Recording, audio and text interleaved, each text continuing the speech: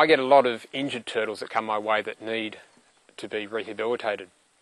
Those injuries are quite often from a motor vehicle where the turtle has been run over trying to cross a road, or may have come out of a river to nest and has been run over. Other times they've been attacked by animals. If you do come across an injured turtle, one of the most important things to do is to not put it straight into water. Injured turtles need to be dry docked. Now, by dry docking, what I mean is that the turtle is left out of water so that the wounds can heal. The turtle still needs to be given access to water to drink and to eat, but if you take an injured turtle and put it into water, then that injury gets wet straight away, the bacteria grow, can lead to an infection which can eventually kill the turtle. If you leave the turtle out of water, let the injury heal, then the turtle has a much greater chance of survival.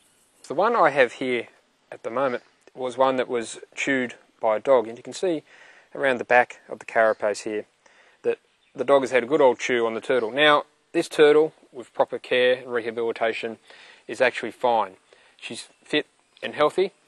That shell won't grow back, but the turtle, with the right care, will live for quite a long time. This one here is missing a chunk out of her carapace here. Now, when she came to me, her injuries were quite severe, but over time that has healed up. The missing shell and bone actually goes quite a way up through her carapace.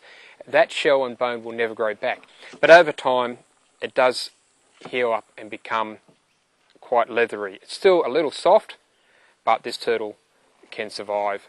One of the other methods of repairing an injured shell is to use fiberglass.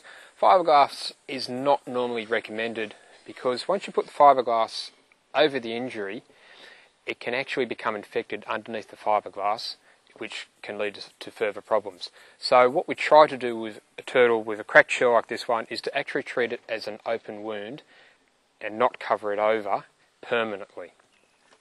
This turtle here was run over by a car, and he has several cracks up through his carapace.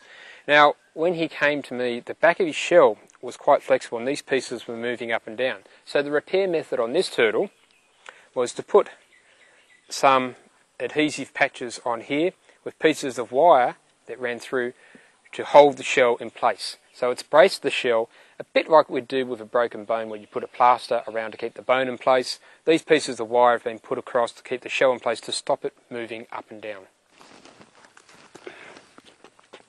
This is a broadshell turtle. This is one of the biggest species of freshwater turtle in Australia. This particular specimen could be as much as 80 or even 100 years old. She was hit by a car and the front of her carapace was snapped off. At the same time she was hit, she was slid across the road, which caused friction burns underneath.